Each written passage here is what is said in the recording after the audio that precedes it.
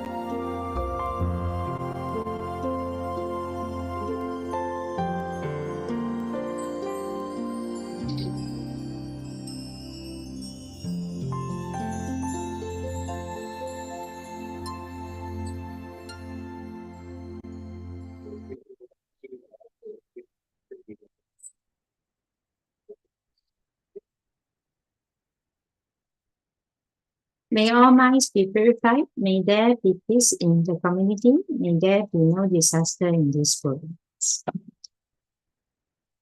Before we hear the wonderful sharing, let us invite our Dharma Master to lead us in praying.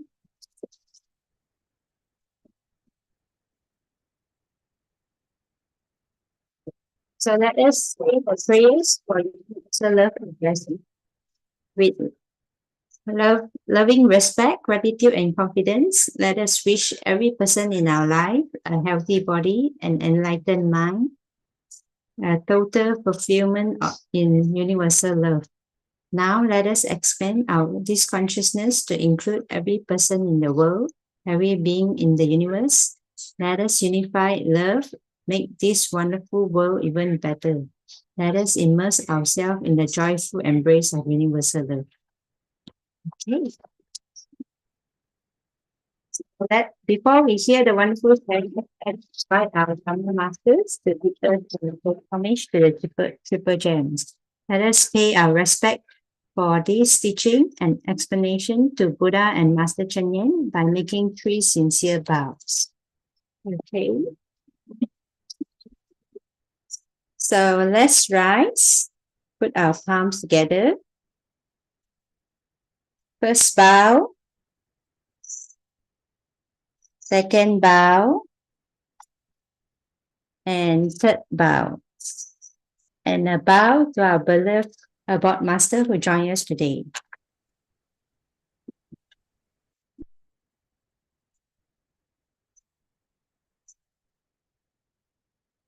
Okay, so on today's agenda, we'll have Brother Huang will be sharing on Dharma Insight.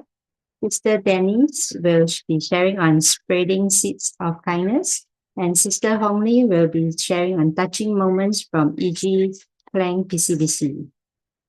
So next, pass over to Sister Suchi for the weekly summary. Good morning, everyone. Okay. My file is up. Okay, last week we had 3 sharers. Sister Ching was reading the guiding reader, and she shared 2 stories. The first one is Sis Liu Chunyi's story, and it goes: her husband fell, ribs and bones broken in pain. Loss struck deeply, yet her daughter gave again. One first donation sparked a mother's resolve. Love in action, her purpose would evolve. She heard our master say, infinite is our might. So she rallied friends, bringing patience new light. A birthday gift became her mission's flame, blood and stem cells in compassion's name. From shop to night market, she spread the word. Posters, calls, her message strongly heard. With volunteers beside her, she fought each day, hoping for matches to keep death at bay. Bags of blood, tubes of hope were secured. Young and old together, their efforts endured. 75 sessions across 5 long years, one heart unyielding through struggles and tears. And there's Sister Chai Siu Hua's story. Sister Chai found courage in each campaign. She joined the registry bearing the effort and strain. Organizing events with resolve, she carried the call. Bone marrow giving costs nothing, yet blesses us all. Volunteers cooked meal, a temple opened its doors. Public support gave strength to serve even more. A survivor shared life ode to strangers' hand. Young hearts inspired, together they choose to stand. Okay, then there is Dr. Meili, who spoke about eat this, not that. Says Dr. Meili, hidden sugars lurk in sauces, drinks, and energy bars. They fuel diseases, leaving silent and lasting scars. Refined carbs spike, then hunger returns too soon.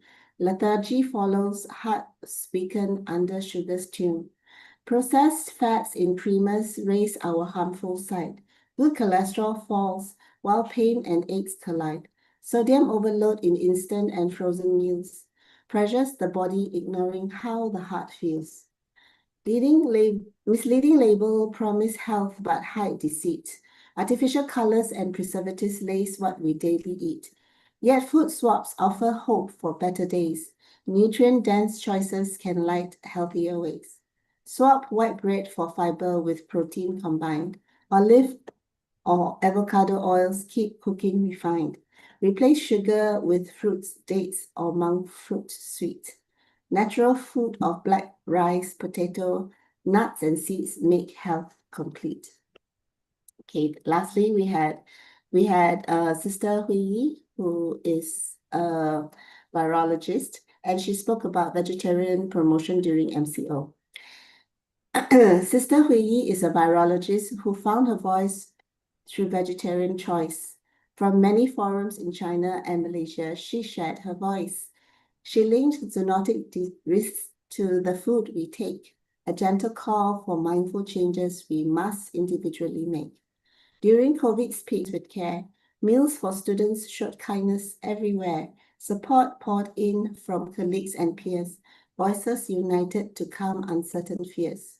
Over 19 days, more than 1,000 meals.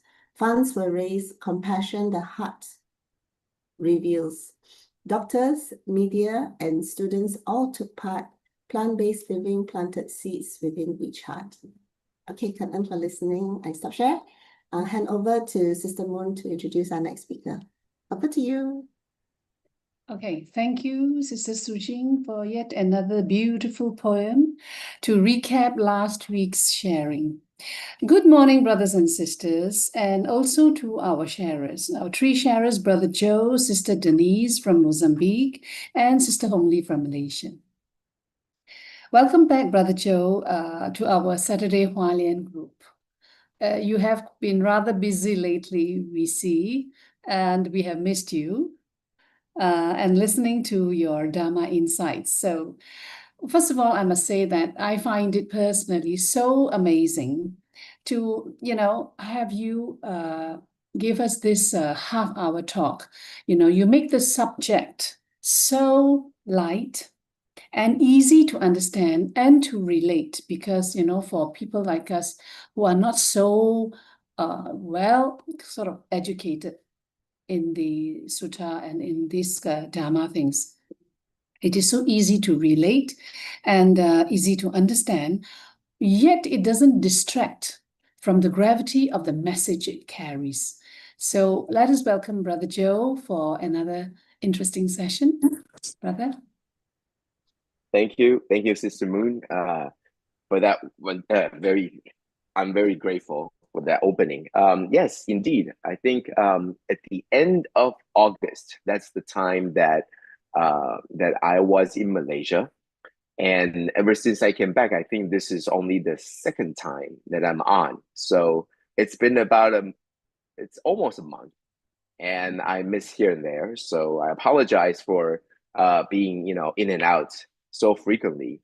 And as you probably know, that Saturday morning, probably about 5 a.m., there's a train that we always take if we want to get to Taipei in a meaningful, workable hours. And therefore, usually we will have to sort of leave at about, four something, to catch that train. So I apologize that during that time it's always on the train, traveling somewhere. So once again, thanks everybody. And one of the things that I like to respond to Sister Moon's mentioning about how we're not as well versed in terms of understanding the Buddhist teachings in the more original or the archaic languages. I think that is true for actually most of us. It is true for most of us who probably did not grow up or did not go to these classes or studies or read books that are very much into these teachings. And so was I. I never actually went into it until I grew interested and I actually studied, learned more into it. But I think one of the things that I try to do for myself is I keep myself sort of interested or I keep myself satisfying myself in terms of the understanding on the part where I keep myself motivated to seek out, are there alternative explanations? Are there other possibilities?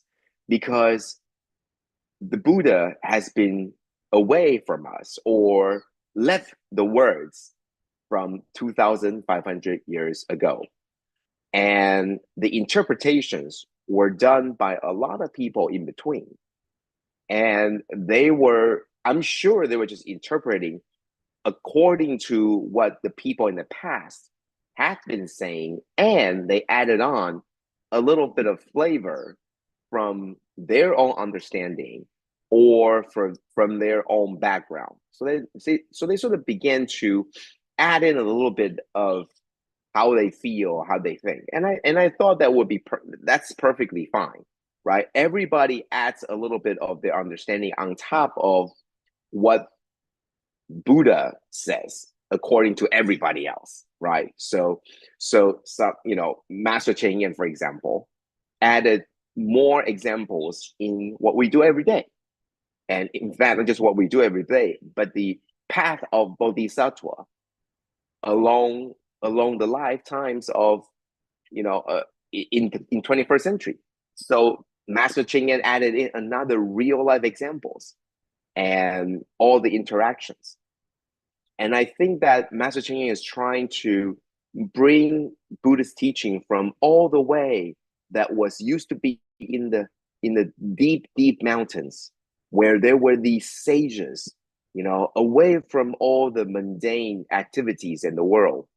And then they will be studying, reciting, and then they will have all these awakenings and realizations. And then they are able to expound such profound sutra. Master Ching wants to bring that all down to earth. You're no longer in the deep mountains. You are actually with the group of people that are just like you and me, that have to be dealing with work, dealing with family, dealing with very, very mundane stuff. You're not just very, very noble and people that are just far away from all the very, tiny bits of quarrels and all these afflictions that happen all around us. Master Ching is saying that this is exactly what Buddhism is. It's actually among you and I. And so the story goes, it's no longer something that is so high up in nobility, but rather it is actually down to earth with everybody. And that's where, I'm beginning to think that, well, if that's the case, then can our explanation, can our interpretation be furthermore down to earth, something that we all can relate to? And that's where, I began to think about and challenge myself, how can I make it so that I feel even more related? Okay, so that's where it all started. And I challenged myself to come up with thinking and reasoning that could be accepted by somebody like myself, who always questions, who challenges some of the more, unbelievable stories. And that's something that I do all the time, something that it's a very incredible story. And I would try to explain it in a way that it can be acceptable. And I think Master does this too. So I'm very much, Master Ching disciple, because that's what we do. We try to explain the unexplainable, and we're trying to make sure that it sort of works out a certain way. So let's go back to where we were. Previously, we've actually already gone through all the sections in chapter 1. I'm just going to go through them very quickly. Essentially, chapter 1, I believe, of the Sutra of Infinite Meanings is that it's talking about change. And I think it matters right now because this is what we're facing. We are facing a generation of change. We are facing the world that is in a huge turn of the century.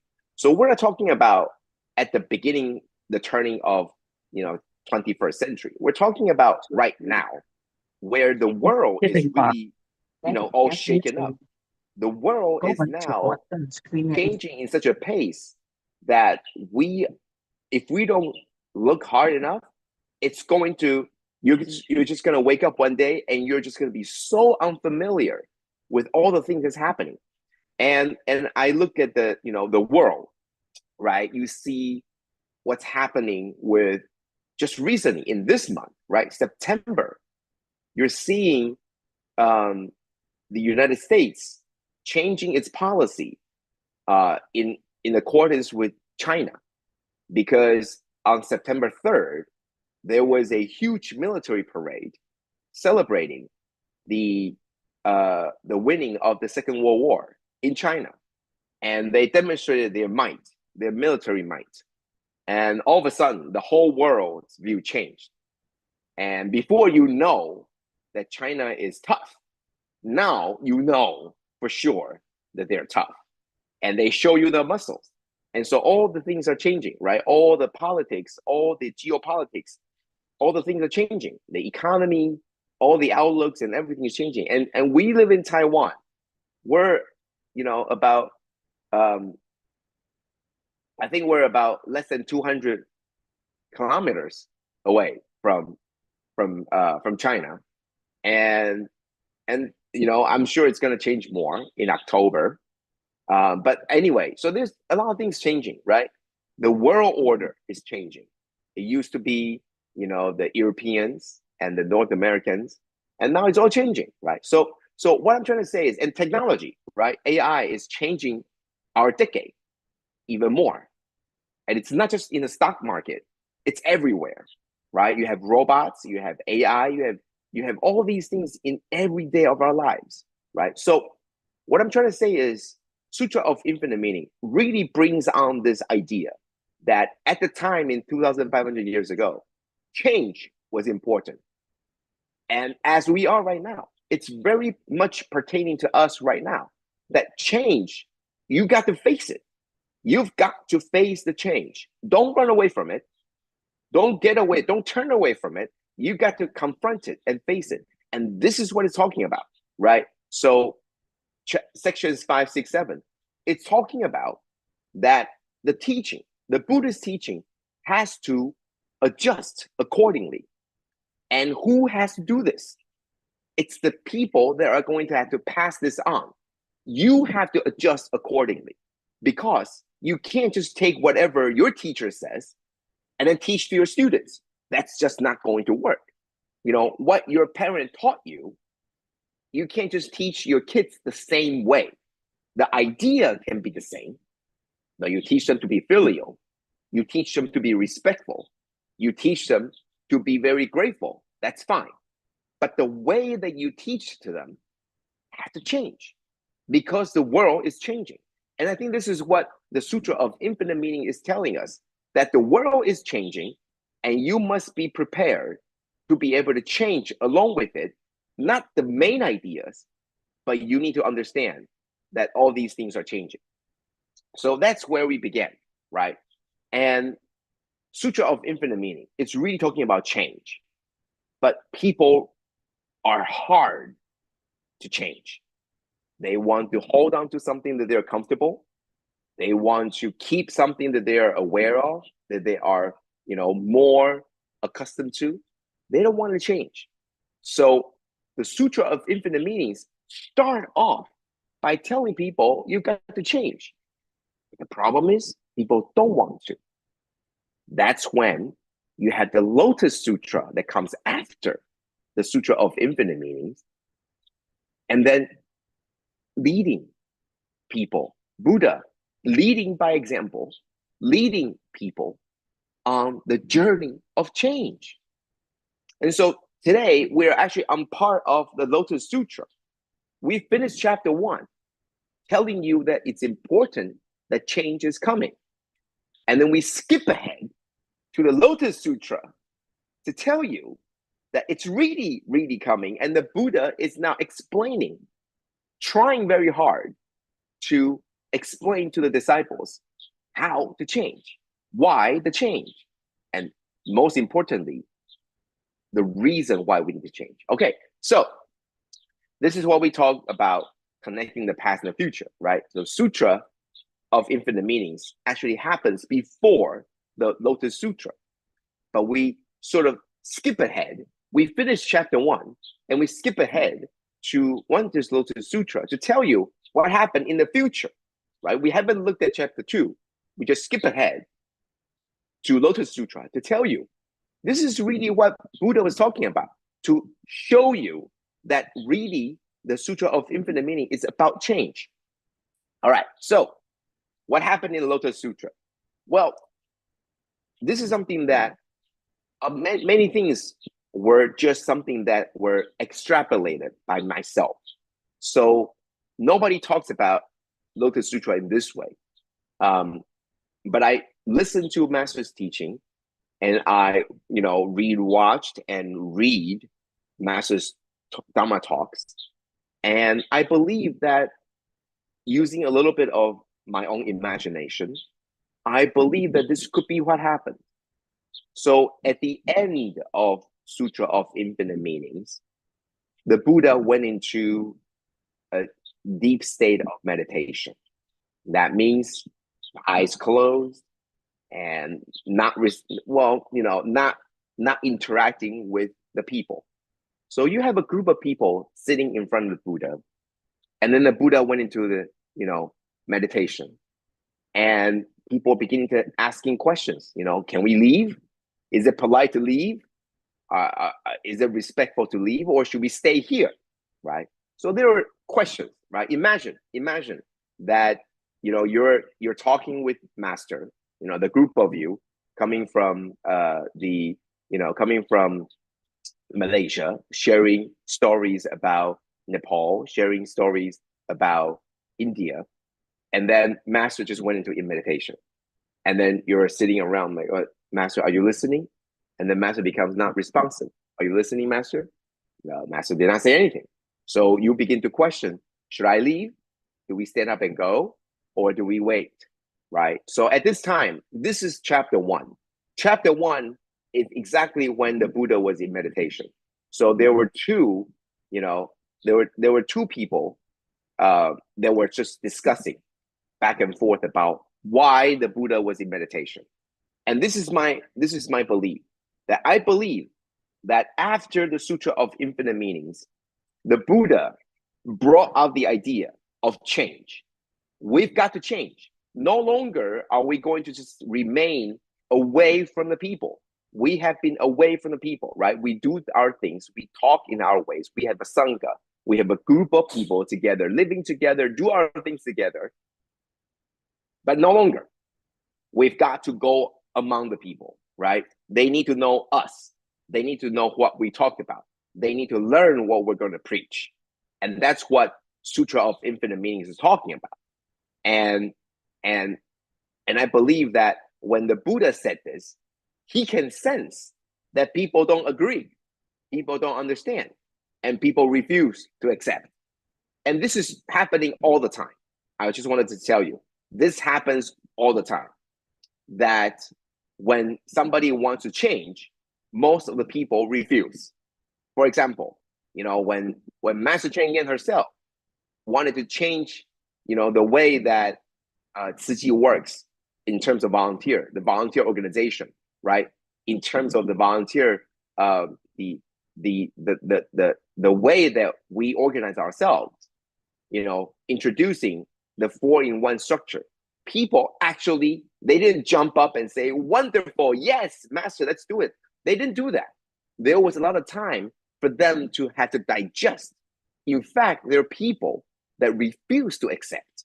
This is, of course, always happens when somebody, a visionary leader, brought out these ideas that people always refuse to change because they feel what they have right now is better. So this happens all the time, right?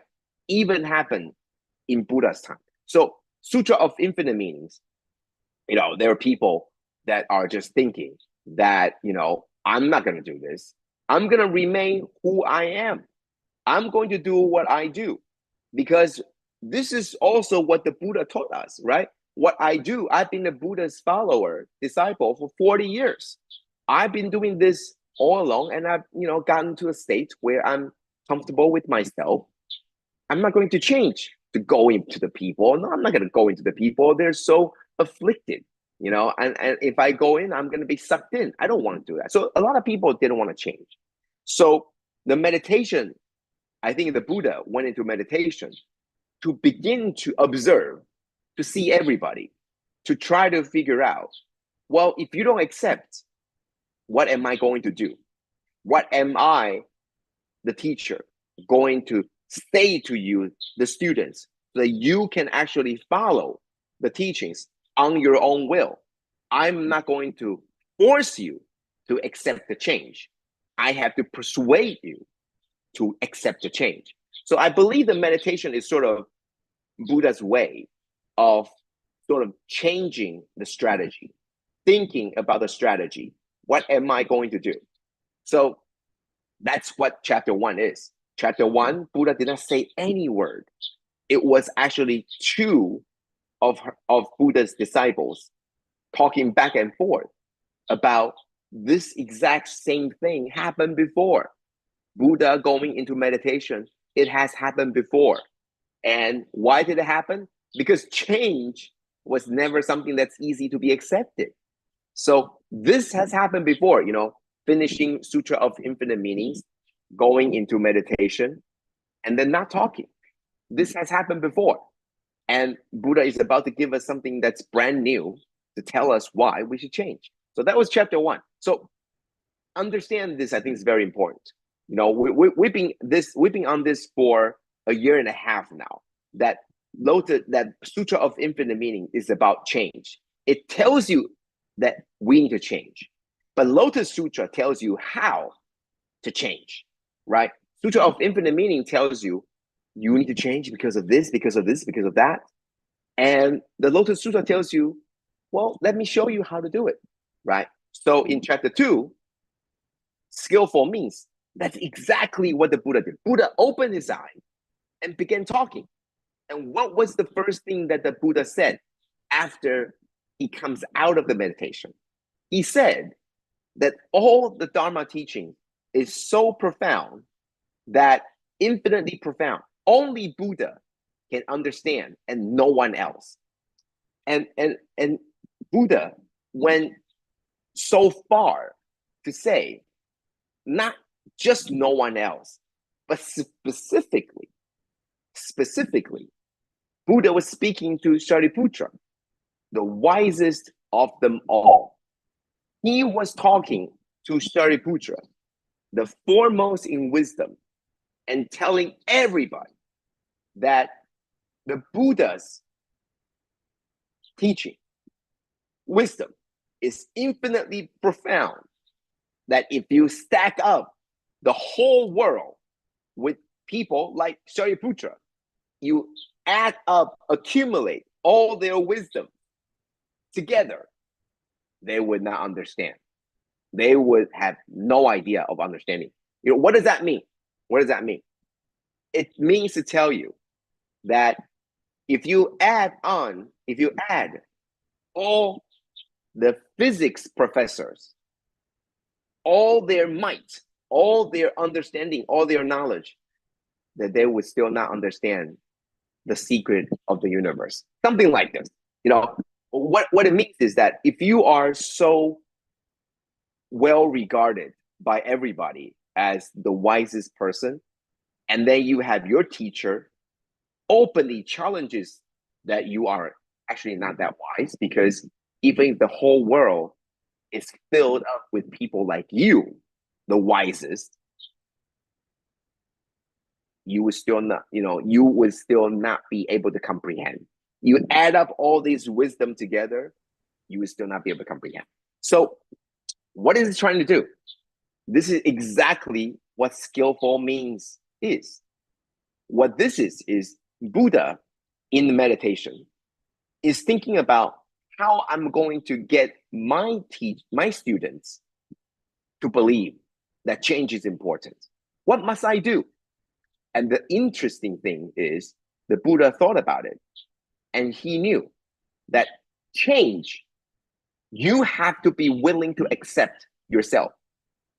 I've always said that reading is not something that you can force your kids to do. Yes, you can force them. If you don't read it today, you will not play. You can force them. But after they have gotten their independence, they go to college, right? They're not going to read. They're not going to do the work that you think that they should, because they didn't want to do it themselves. And I think Buddha is the same way. In order for you to learn something, you have to be willing to learn it yourself. You have to be willing to do it yourself, not because you were forced to do. And that's where the whole thing is. The Buddha wants everybody to want to do it themselves, not because it was forced by the Buddha. Imagine, okay, all the volunteers wearing the blue and the white, right? The blue top and the white bottom. It's not something you should force people to do.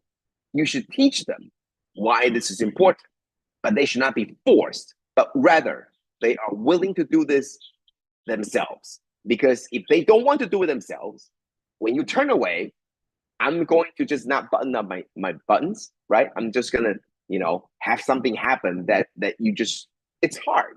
So Buddha wants to make sure that everybody wants to change on their own, not because the Buddha said so.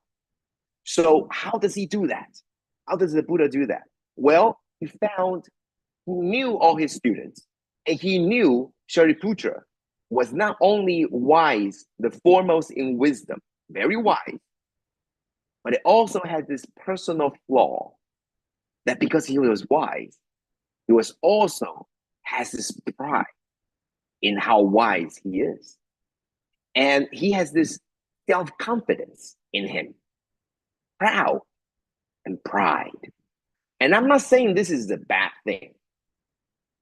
Certain people that has the very high level of confidence, right? Master Ching has very high level of confidence.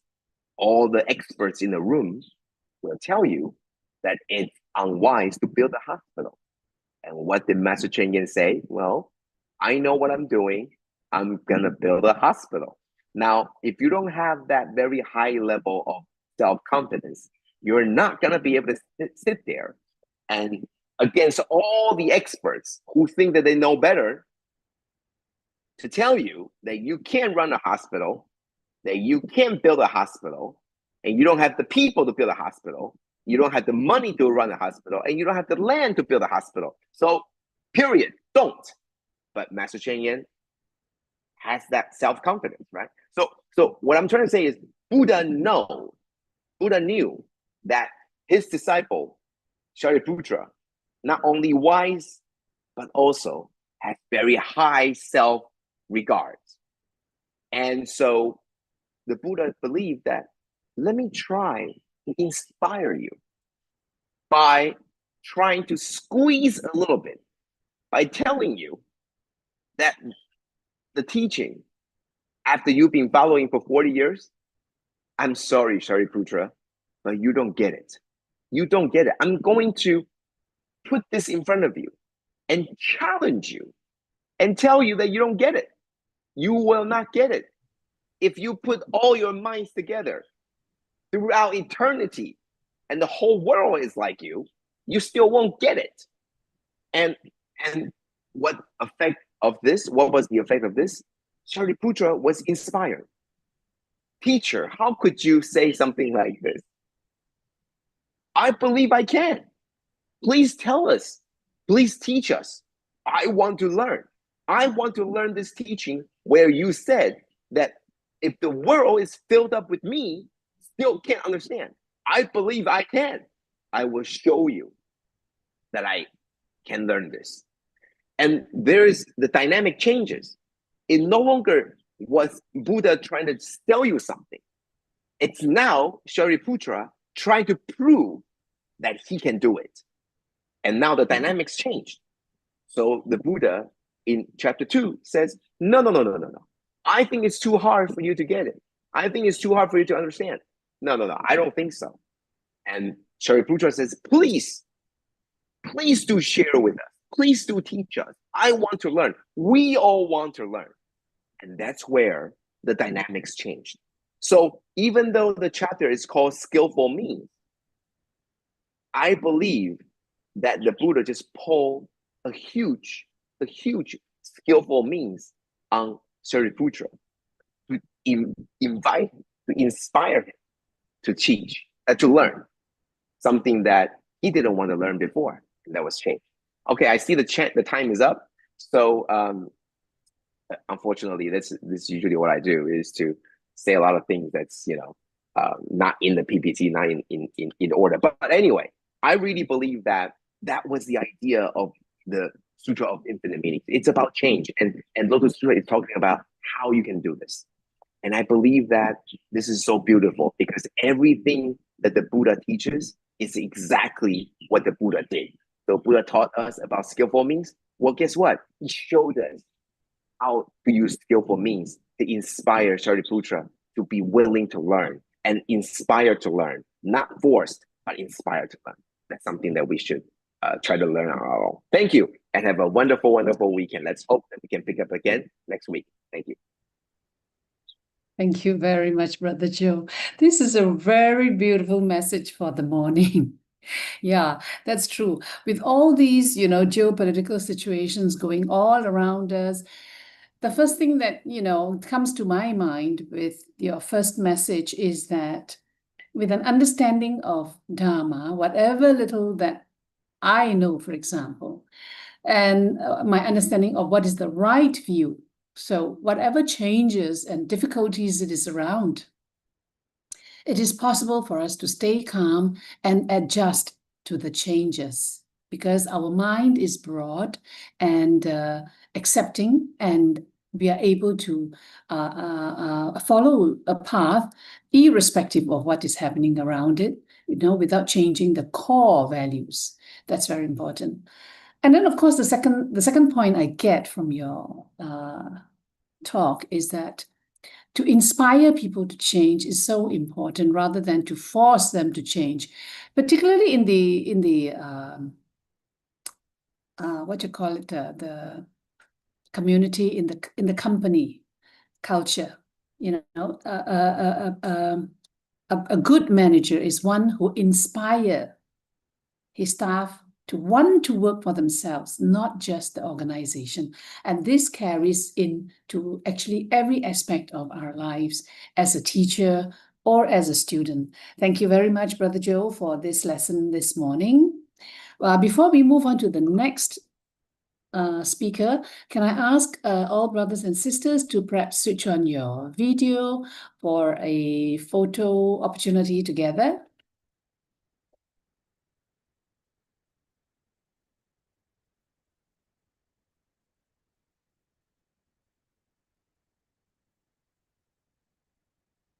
Sister Ching, you are taking the photo, is it? Yes, done. Cảm ơn Brother Joe, Sister Moon, cảm ơn everyone. Okay. All right, let's move on to our next sharer. Our next sharer is Sister Denise from Mozambique. You have to know that in Mozambique, it is probably around 1 a.m., Sister. Is that right? Is that right, Sister Denise? And yes, it's 1 a.m. Hi, so, good morning, everyone. Thank you very much for taking the, the sacrifice to stay up so late to speak to us, right? And I think that we will be looking forward to hearing all the inspiring stories from your side. Over to you. Okay, thank you. Thank you so much.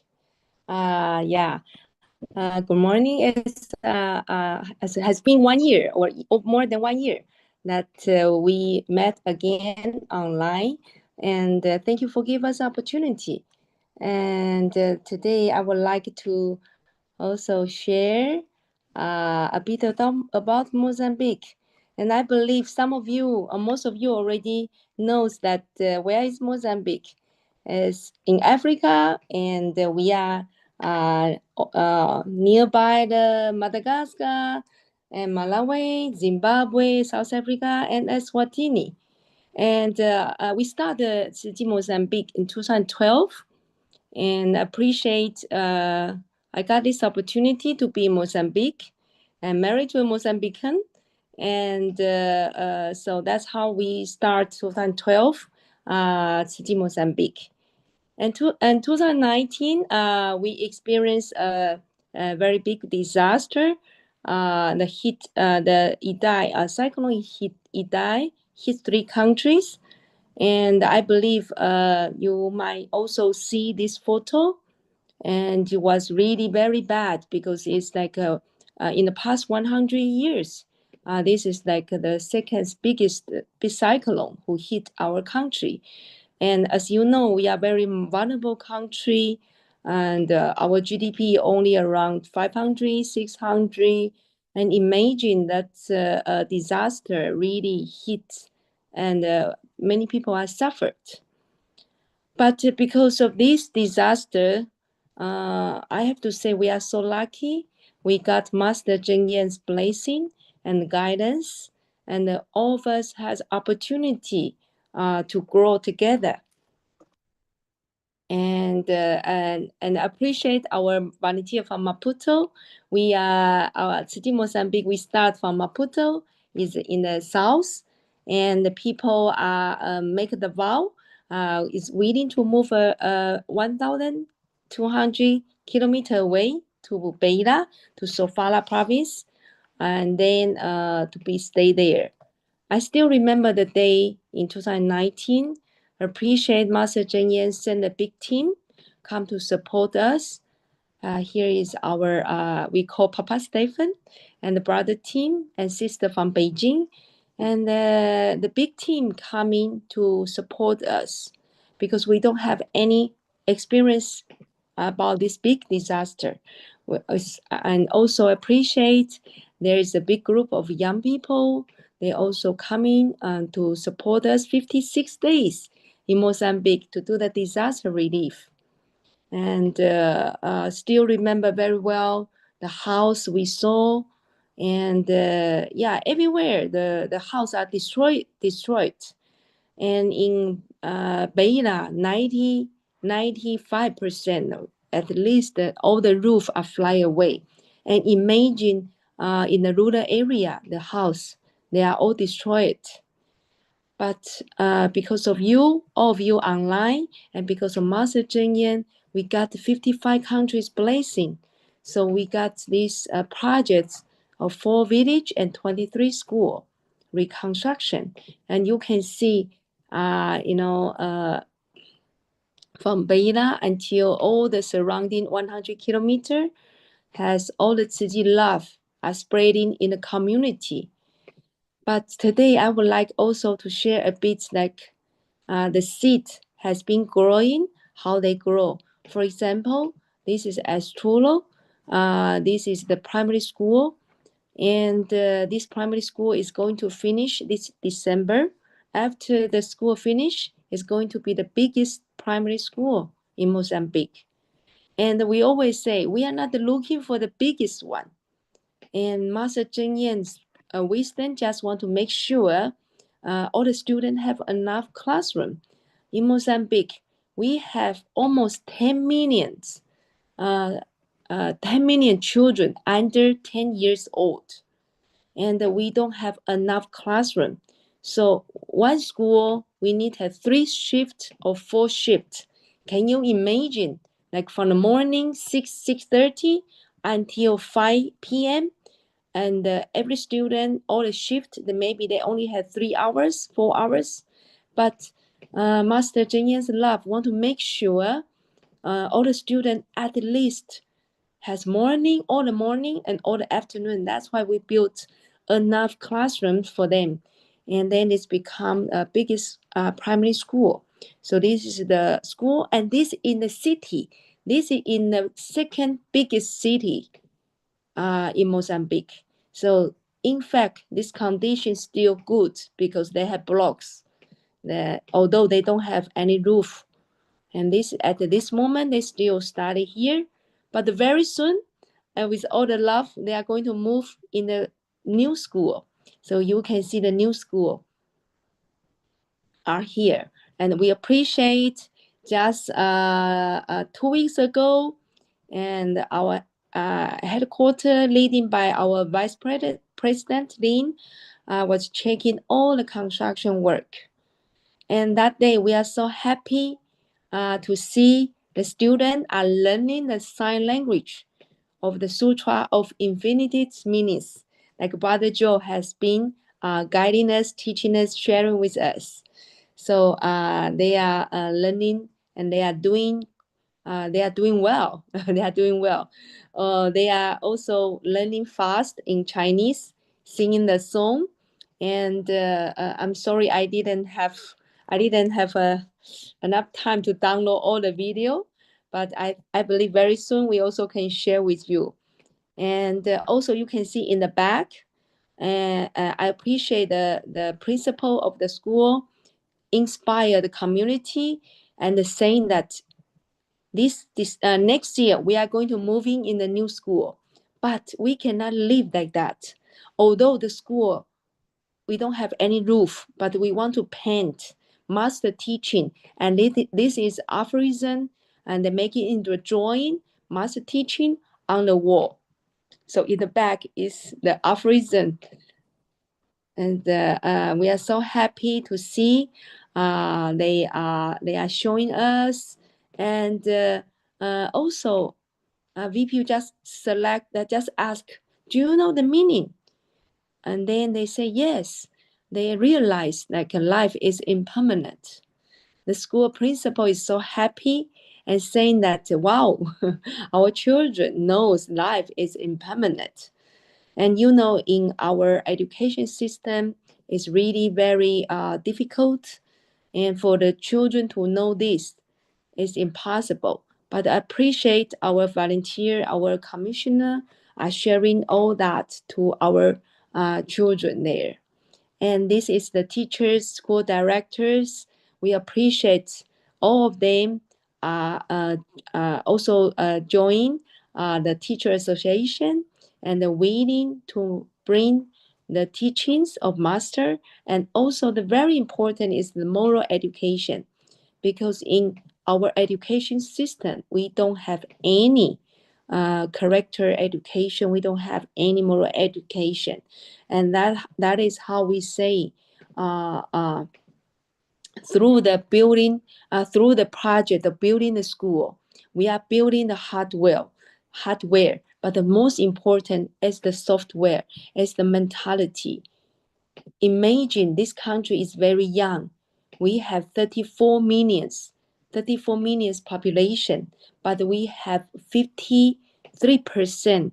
They are below 20 years old. So the moral education is so important, and we are trying very hard to communicate with Minister of Education. We're trying to bring the moral education back to school. And because of this construction, we are so happy to share all of you here. Like this month, the president, the minister, they saw the little results that we have been doing in the moral education, and they believe that when Tzu Chi can design that the books, the textbook, the teacher's guide, and when that day comes, and we can bring also the moral education back to school.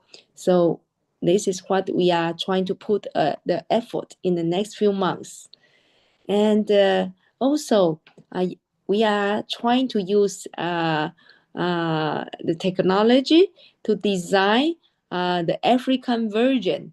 We already designed the African version, African children's book, and this is the poster. And the governor is welcome us to put all the poster in all the schools in Sofala province. So we are so happy to share all the poster with African version and with African in the schools. So everywhere we go, we just share with all the school. And not only that, all the school Tzu Chi building. Also, we put the drawing with the aphorism there. So here I would like to share with you the small video about the education. Yeah. I think I need sisters' support.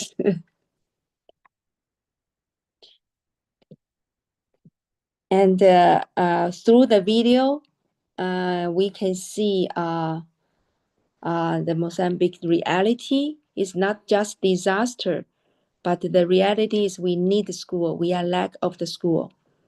So thankful sister help us. Yeah. Sister, Denise, it's an education video, not the. Yes, yes, yes. Okay, wait. Because I'm afraid my internet, my site, will have a lag. Share the sound. Yeah, thank you. Thank you.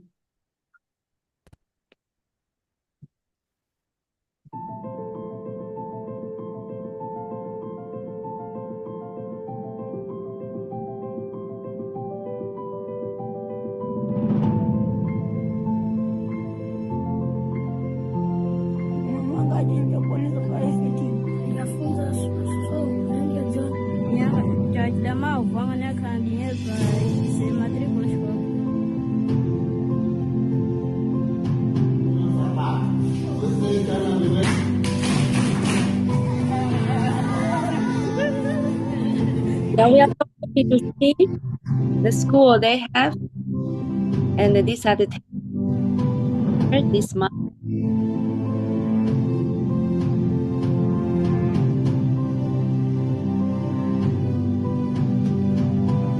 Before the school built it, now we offer some school the hot meal.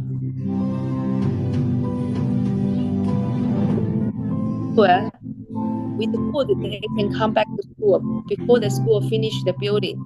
And we also have the crime school to support and study.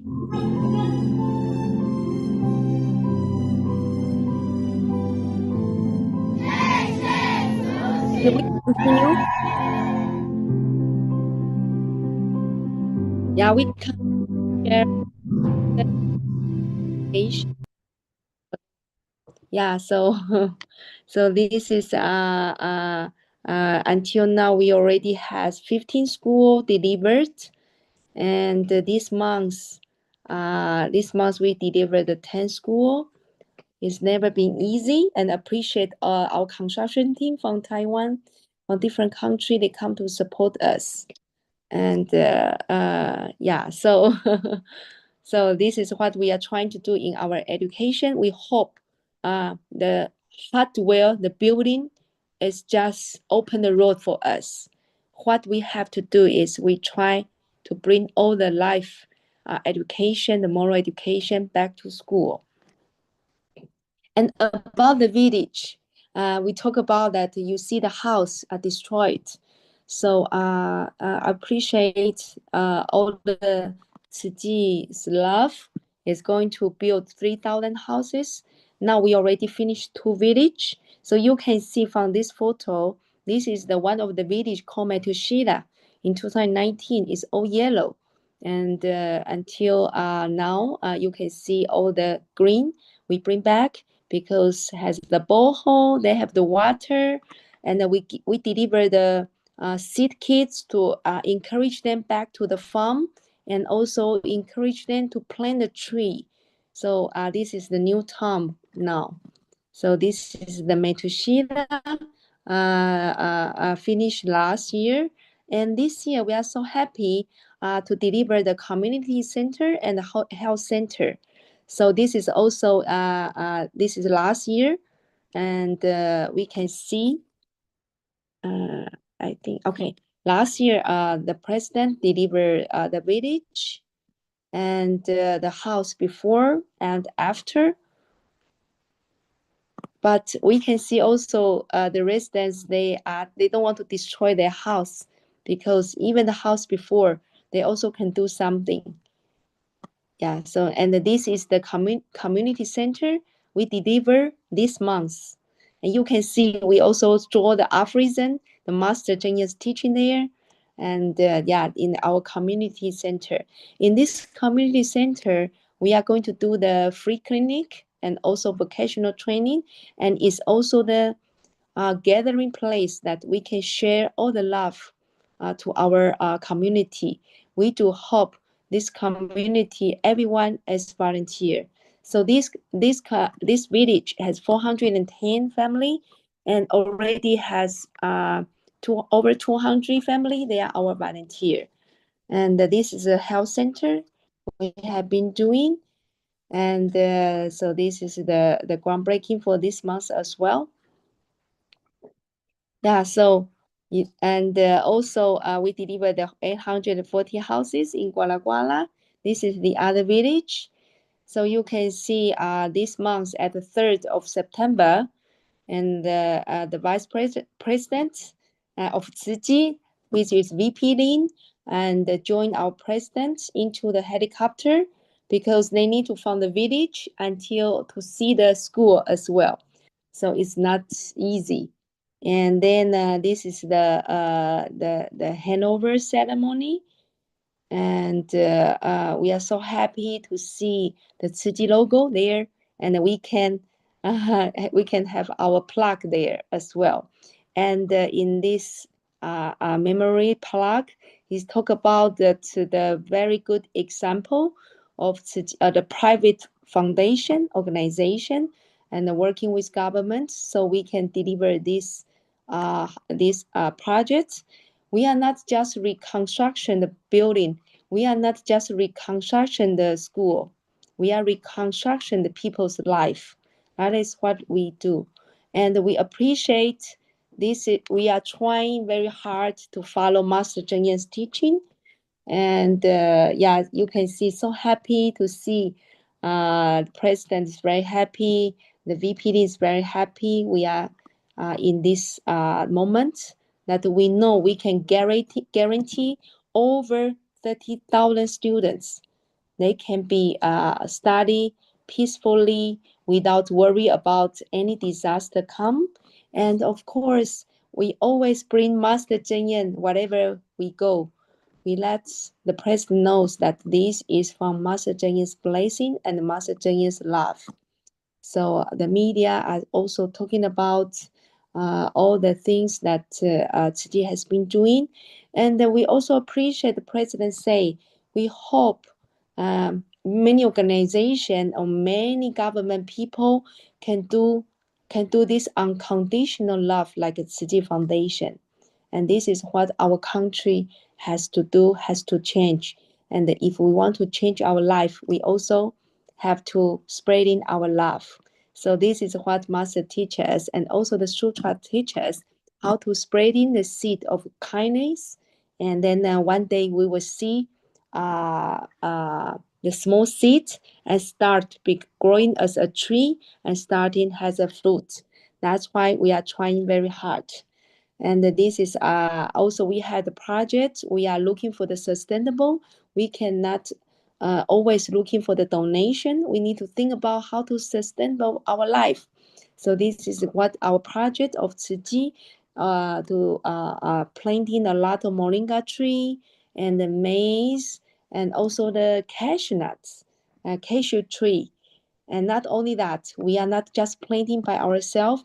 We also encourage all the community to plant the tree and then to sustain our life. So I also would like to share with you our agriculture video. Please, sister. Sorry, I think my time is also short. Or can we go to the, okay. Yeah, it's okay. Or we go to that big video. Great, good job. Binti, later we will have time. Then the next sharer. No. So this is our, we have been visiting this long time.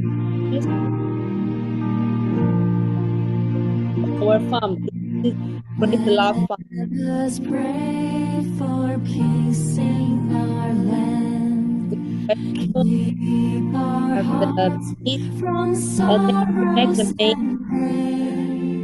become the Bless us all with joy and those hope. people who need Love and care for Bible. each one in this world. This and the food, all the food our farm. For peace in our land, keep our hearts from sorrows and pain. Bless us all with joy We already and hope. over 3,000 Monica For and each 80 people. one in this world.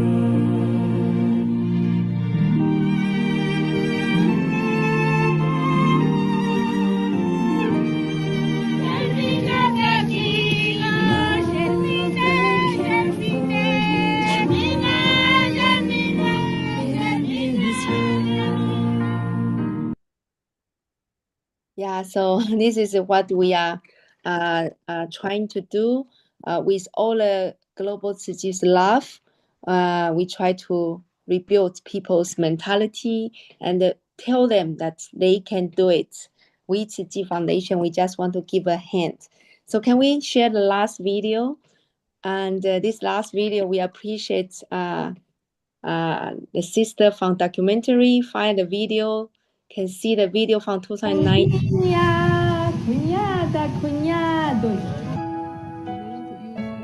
This is like a 10 or 12 years ago. Joined my kids, work around with the community and try to learn about Taiwan, all the brothers have community, door by door. And I start to learn to even some few local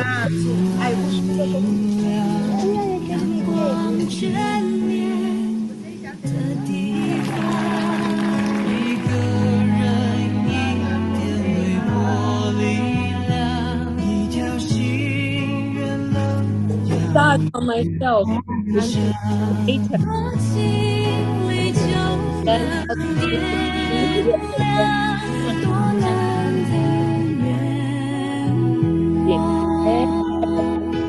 how to do many volunteers.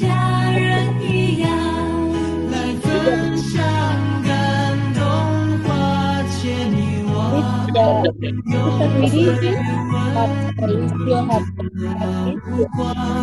看彼此成长，张开臂膀，打开门窗， Also, a lot of young people join us.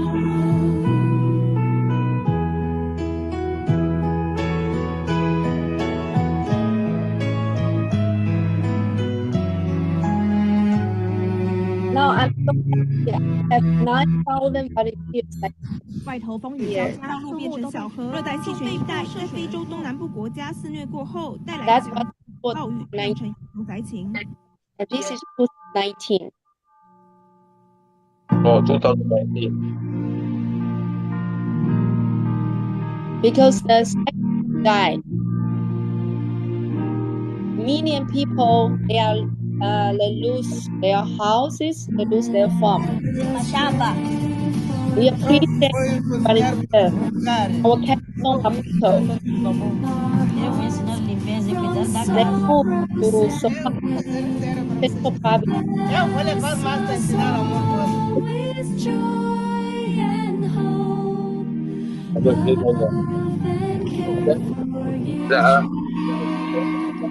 Maputo, go to the Sofala, 1,400 kilometers away.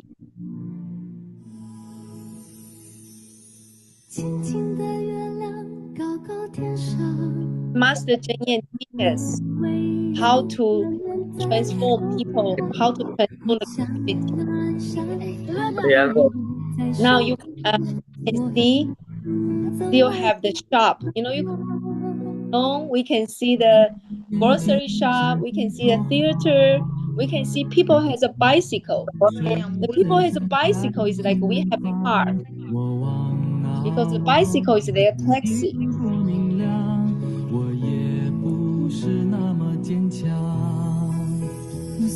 And then they never see the electricity, but now because they're new village, the government puts the electricity until here.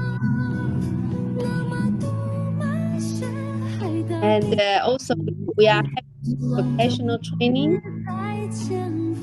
do the uniform, making the bakery, and that's a 10 labor.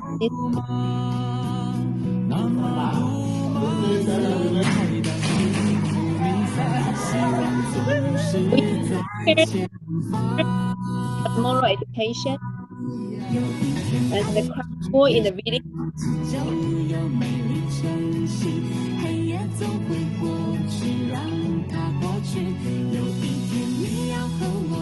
Find out most of the children they cannot afford uniform, so they don't have uniform.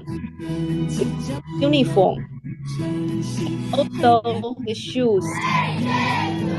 Many of the kids they don't have shoes.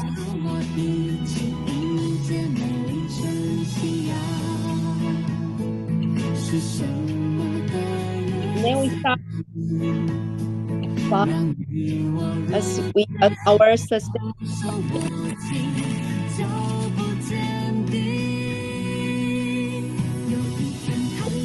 invite all the people here, use our hands, follow Master Kenyon's teaching to keep our life.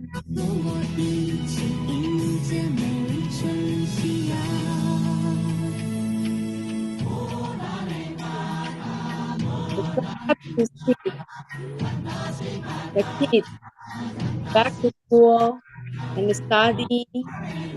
What they need is just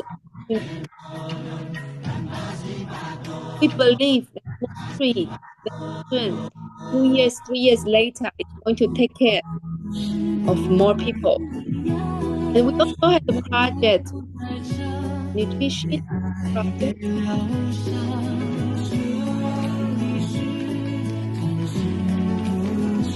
And also the medical project.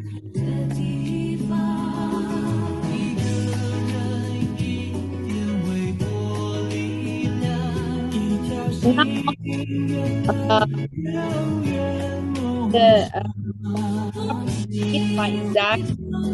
the volunteers also to support hobbies. They can grow up. And they went to Taiwan. Of them they already come back. This is all our team. Last year we have community and also students, our staff. They all back to Taiwan.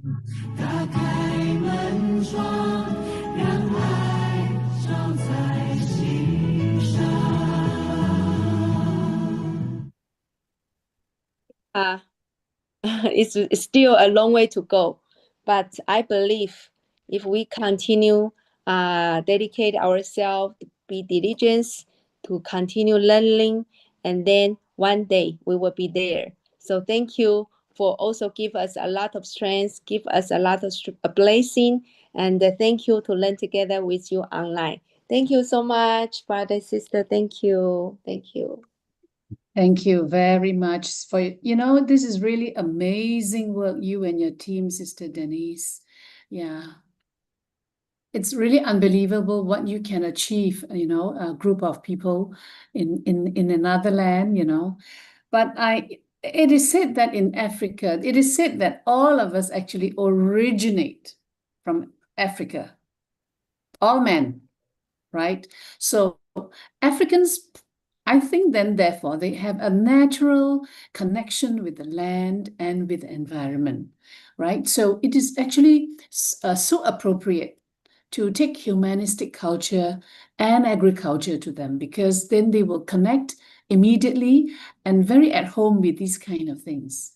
And that's why the results that Tzu Chi has achieved is second to none. And I think that helping them to help themselves like this is really the way to go, isn't it? We like you say, you know, we shouldn't be all the time looking for donations, but to be able to help them stand on their own feet is a wonderful thing to see. Especially, you know, you look at the faces of the young people, to see them strong, thriving, is a very comforting feeling to all of us who are here. Yeah.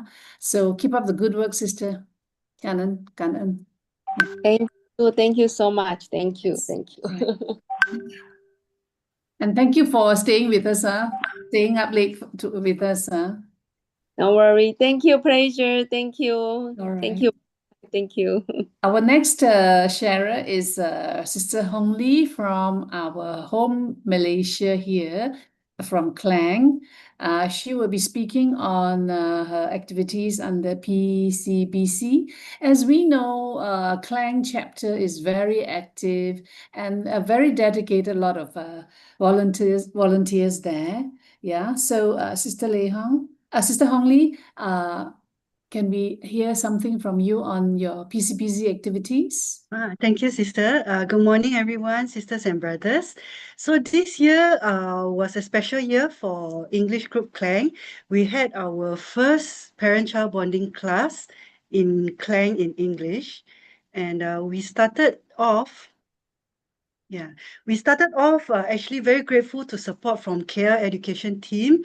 We had coaching 3 times over 3 months at JSH Kapong. By Brother Joe, Sister Julie, and Sister Stephanie. And we were all very excited and a little bit nervous because it was our first time. The day before, the team met up to do a final dry run. And finally, on 8 June, our much anticipated first PCBC started. Yeah. So we started with a small, precious group of 11 children and 9 parents.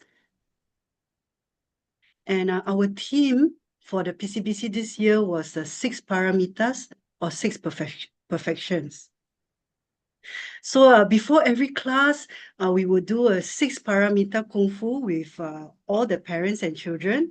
And this was conducted by Sister Yan Xin and our Kung Fu Paramita team, Sis Vanaja, Wan Tian, and Jaya.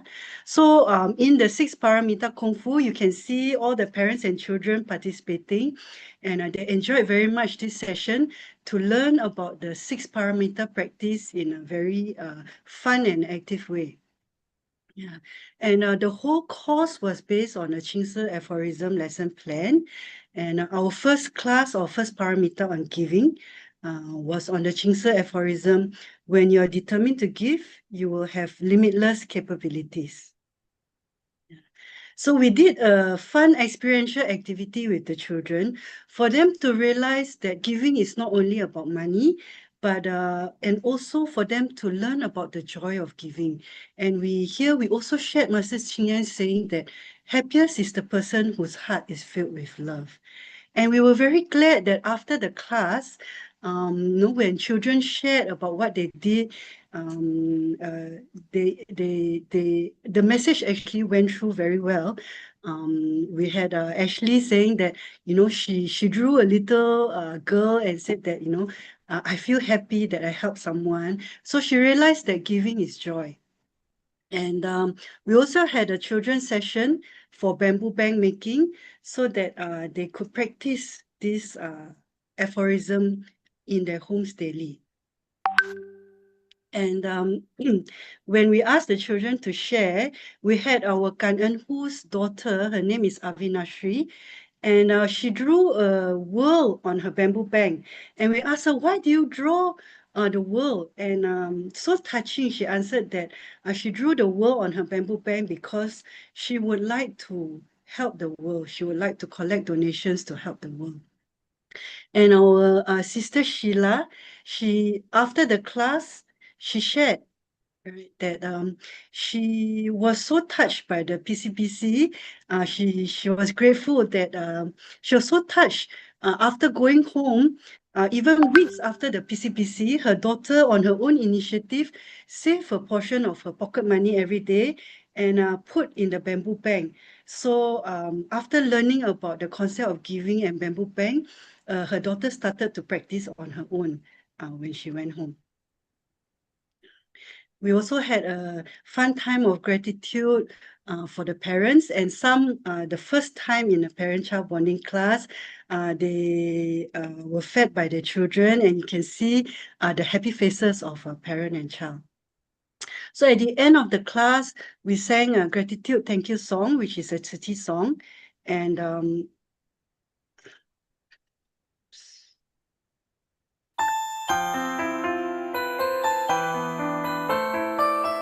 to skip the song. Hang on. Oh. Okay, so as you can see, as we sang the song, everyone got into the groove, and we enjoyed it so much that even though it was supposed to be for the first class only, so this thank you song became a regular feature for all our indoor classes. Yeah. And that completed our first PCBC on giving, and the atmosphere was really good. Everyone was happy, and we were so relieved. The team was so relieved that everything went smoothly. Then our second activity was on plugging. This was in conjunction with community plugging. And this was based on the Ching aphorism, upholding precepts and discipline is a meritorious practice. Because we explained to the children, without discipline, there would be rubbish everywhere, as they saw when they went plugging. Or if they went to school, they would not be able to study in peace if nobody had discipline, because anybody could steal their stationery and they could not live in harmony with one another. Yeah. So we set off on a plugging mission to clean the planet. And as you can see, the children were diligently picking up rubbish, and everyone was enjoying themselves. And lots of happy bonding times. In the first class, we shared about how children can feed their papa and mommy. And you can see they're doing that naturally now at plugging, even without being asked to. So, and then we have Sister Lei Chu. We shared how our earth is suffering, and Sister Lei Chu explained about the 5 R's to the children, and the importance of reducing, reuse, repurpose, and recycle. So we asked the children, if the earth could talk, what would it say to you? And we gathered and did kind of a segregation game with the children, and we asked the children, how can we protect Earth and sustain its future? And at the end, we asked every child to make a small pledge to uphold discipline to be Earth's protector. And when we asked the children to share, I was amazed at some of the ideas they came up with. So Ashley said that she will make sure to turn off the lights and turn off the tap every time she uses it. And one or two of them said that they will do recycling and do more plugging on their own. Zining came up with an innovative idea. She said that she will turn on her aircon only to 25 to 26 degrees so that she's able to conserve energy.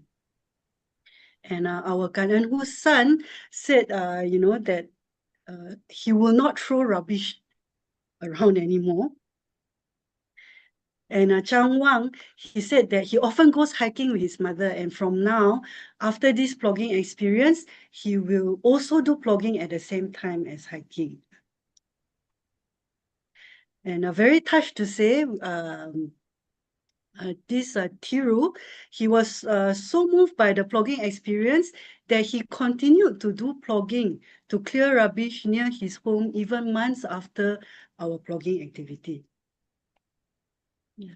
So this plugging was held on 29 June in conjunction with Setia Alam community. So that's why the crowd is quite huge.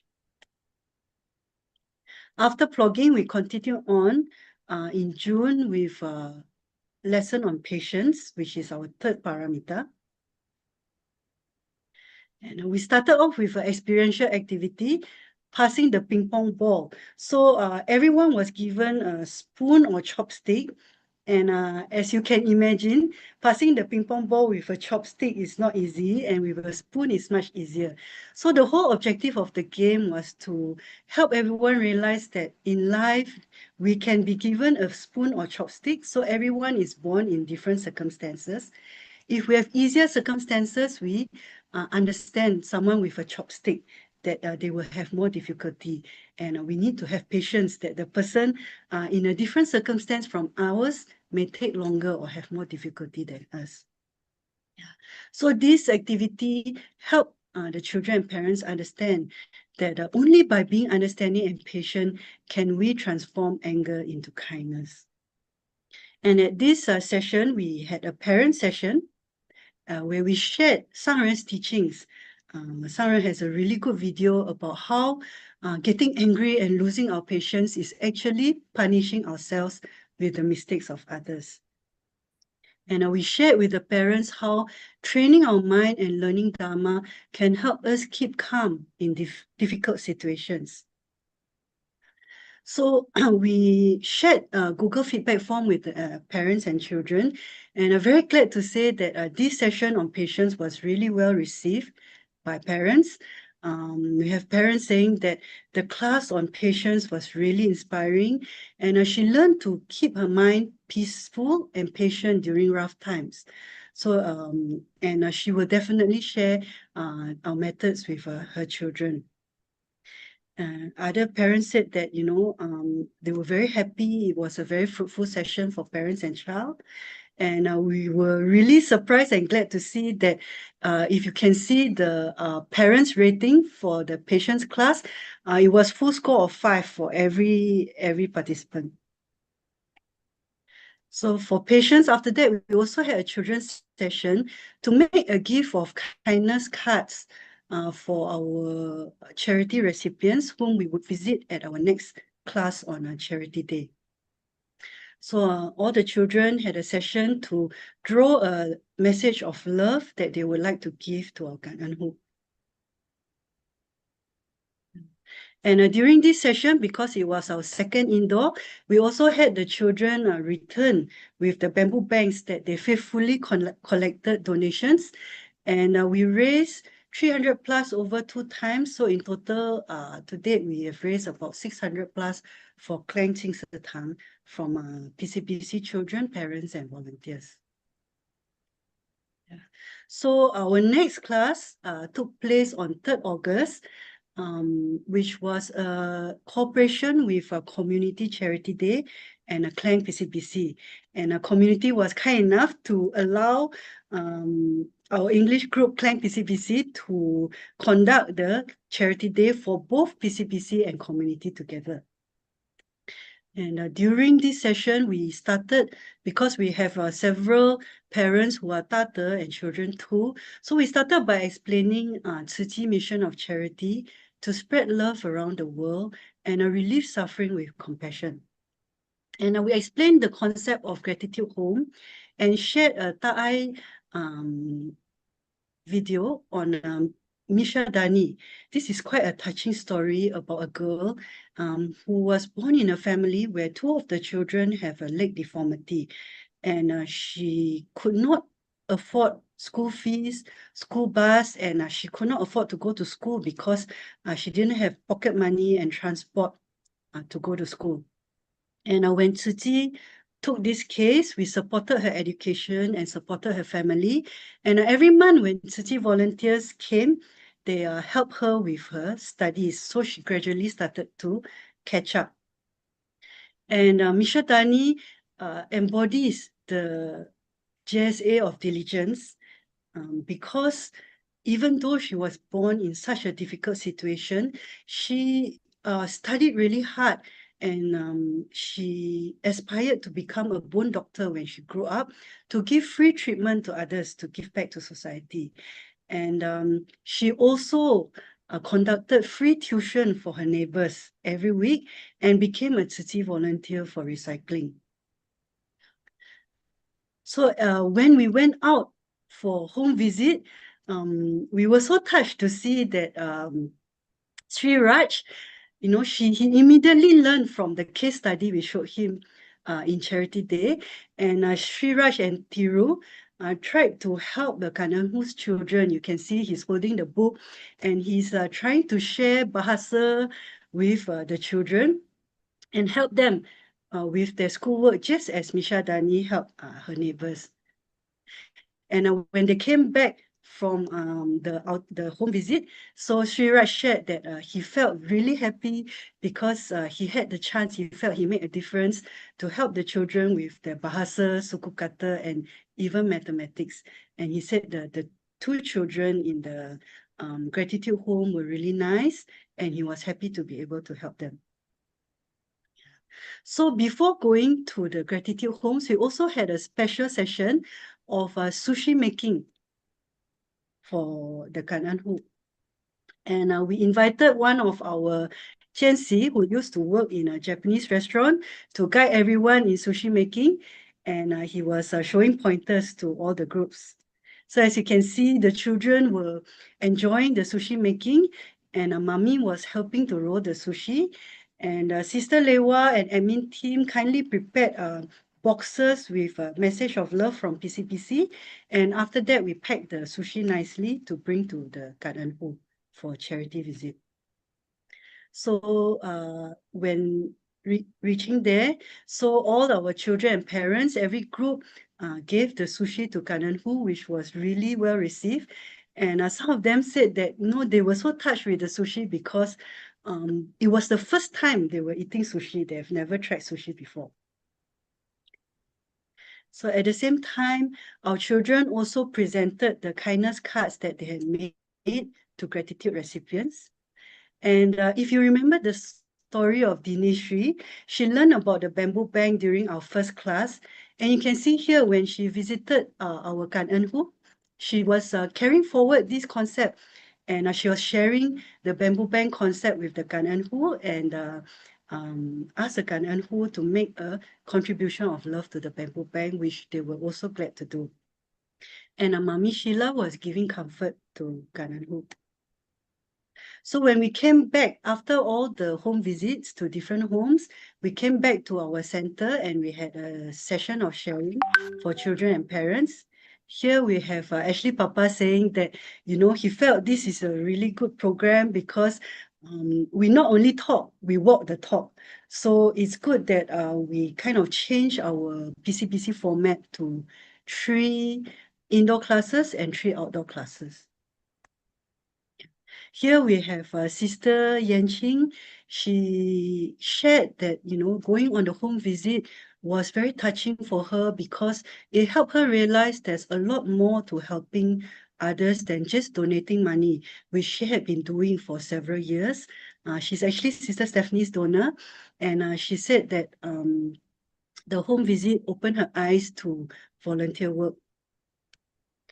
And Boven, he made really good realizations. He said that when he went to the Kananhu's house, which was a walk-up apartment, he was shocked because he saw that how come they needed to climb steps? There was no lift. And when he went inside the gratitude home, he said, there was no sofa, no dining table, and the children's clothes were sloppy and oversized. So he realized it was so different from his own home. And he said he felt pity for them and he felt grateful for what he had. And his mommy said that she felt that we did something really good that makes people happy and brings great joy. So altogether, really touching experiences from the charity home visit. And our feedback on Charity Day was also really good. Again, very glad that for parents, they rated a full score of 5 for how they felt about the Charity Day.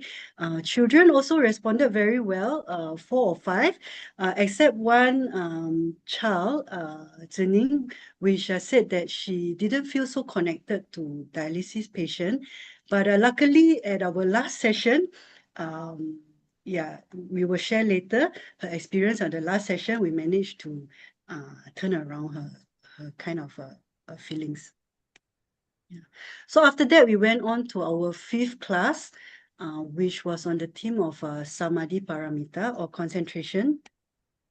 And here we shared the Ching aphorism: when we make concentration a habit, our mind will be focused and we will develop inner strength. So here we did an experiential activity with children and parents to wear the crown of stillness.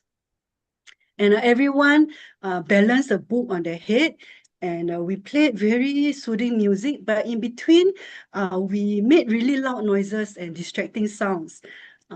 So to simulate in real life that we have various disturbances.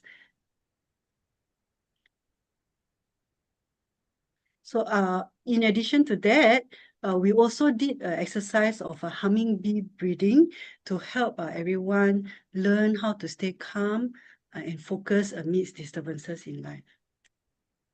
And for parent session, we shared Sangren's lecture on how to remain tranquil and calm. And after listening to the session, so we had parents sharing, how they would make more efforts, to stay calm, and sharing their own tips on how they cope with anger at home, which was really useful for everyone. Then for children's session, we had a Sejiao lesson on a decoupage. You can see Sister Suisan focusing really hard here, and the children enjoyed very much the decoupage lesson.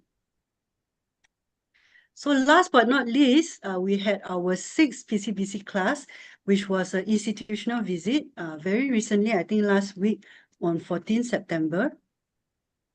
And this was conducted together with Klang Entrepreneur Group at the Klang Ecliptic Children's Center. So at the center, all the children, we divided children and parents into groups, and you can see everyone really diligently helping to wash and clean the home. In addition, our children also helped to cut fingernails. You can see Avinashri, our Kanahu's daughter, helping to cut fingernails, and Boven helping to wipe the fans and grills. And in addition, we also did bathing for the children. And this is Avinashri's mother, who used to be our Kananhu. And now both her children are on IDD, and they also join us for this PCBC program. And she shared that she felt really good. She was involved throughout helping to bathe and change the children. She felt really good being able to help. And she said to me, if you have activities like that in the future, please be sure to invite us again. So I was very glad to hear that from her. And after that, we helped the children change clothes and also change their bed sheets. And we had bonding by singing Kita Satu Keluarga together, and Baby Shark Shark Shark. So Sister Diana and Sister Yunjing led the singing session. And a really big thank you to Sister Stephanie for joining us and supporting us for this activity. And she brought her whole family together as well. Yeah. So after the session, we had a makan time together, and then invited all the children and parents to share their experience. And you can see Chening here smiling. We're very glad because after the 6th session, only in the 6th session, for the first time we saw her smile. So it was a big breakthrough. And for the first time, we heard her say she felt happy, and she helped to sweep and mop the floor. So if you recall in her feedback at the charity day, she didn't feel too connected with a dialysis patient. But here, she enjoyed the activity a lot, and she felt very happy to clean the house for the ecliptic children. Yeah. We're running out of time, so I won't play the video. So I'll just share quickly. Her brother, who at first did not want to come because he wanted to play computer games, said that, he had a good experience. It was the first time for him, and it was an experience he would never forget. And he gave thanks to everyone for helping him and bringing him. And his mother, had a touching sharing. She said that in the process of helping them, although they were OKU, she saw and she observed that they could feel the love from all of us. And the children in the home were smiling, and they said hello to us. So she observed this and she felt very impressed and touched by this activity. So, and Sri Raj said that, you can see his smiling face.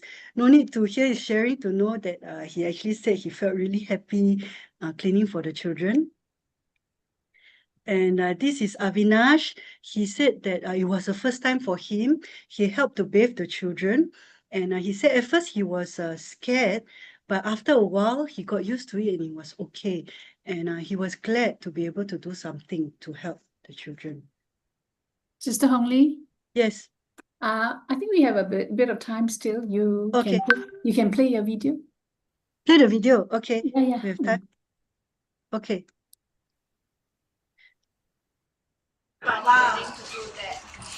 Wow. And then secondly, I think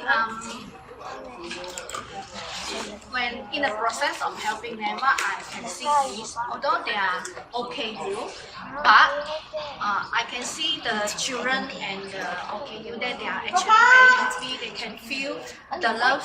Sister Hong Lee, we don't see the video. And I can see, even though they cannot talk, but you can see their body language is smiling and they are very happy.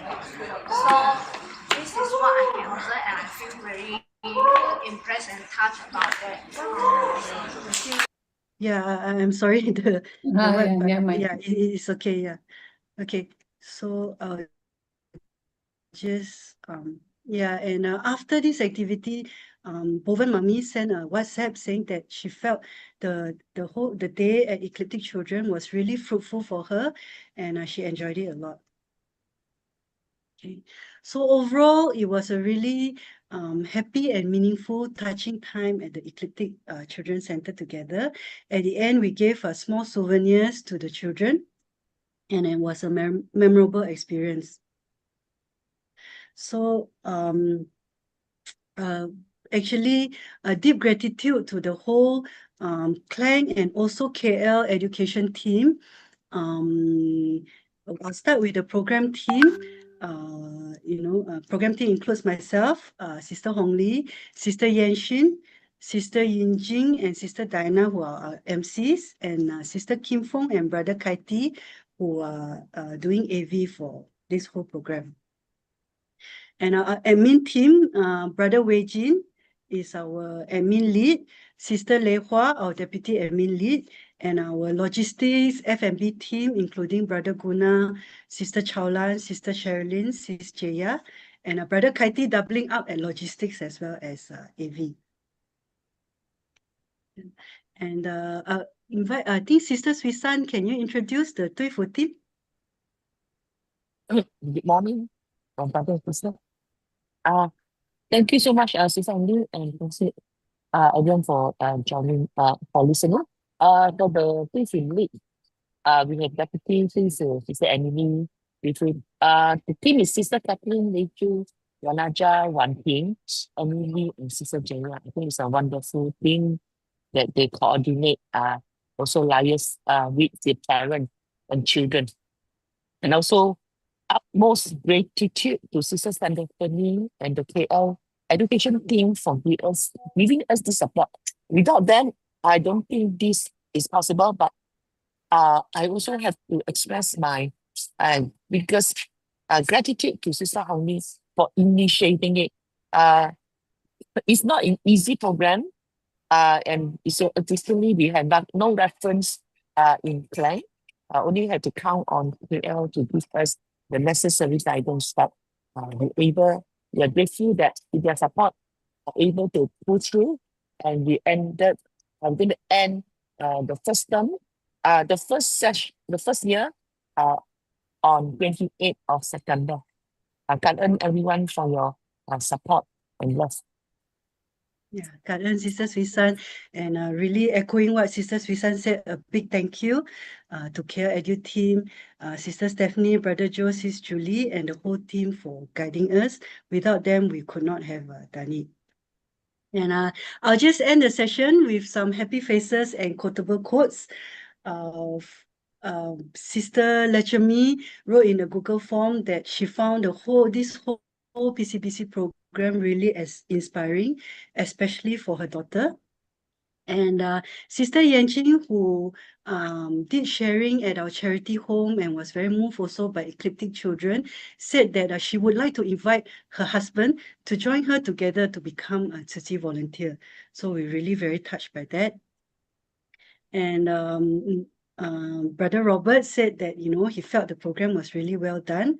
And Sister Sheila said, pulled us aside and said that, saya mau bagi tahu kamu, ini PCBC class sangat bagus because her daughter learned the concept of giving and actively contributed to the bamboo bank every day after that.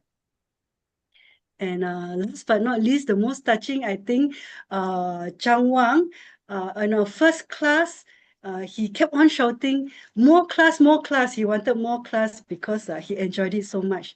So that was really heartwarming for the whole team to hear. And Sister Kaneko, who is Boven's mommy, wrote in her Google form that she's very happy and she felt that this program is really fruitful for parents and child. So we started with a very small class, and we hope that we will grow organically, and we are looking forward to next year to have more children join us. A big感恩 to Care team and also to Klang education team for all their devotion, as well as Sister Suisan also for her really invaluable support. Thank you very much, everyone. Okay, thank you so much, Sister Hongli. It's really a labor of love from a great team, isn't it? But we all know that the Klang team is a great team under Sister Suisan. Congratulations for another project so well done. It is, this PCBC thing is really a very innovative way of communicating with your child. And I don't think it's only the children who learn from it, right? The parents learn a lot of things from it as well. And nowadays parents are just so busy, they always say, oh, I have no time to come to such things, but it never failed to make them feel happy when they actually make the effort to come.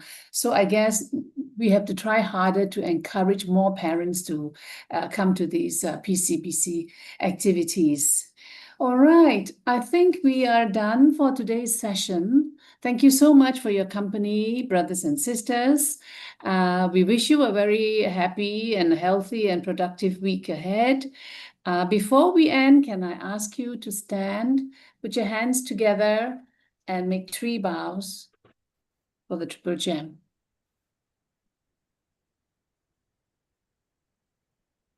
First bow,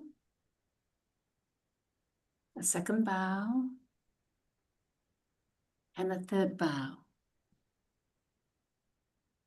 And a bow to our abode masters for today's session. All right.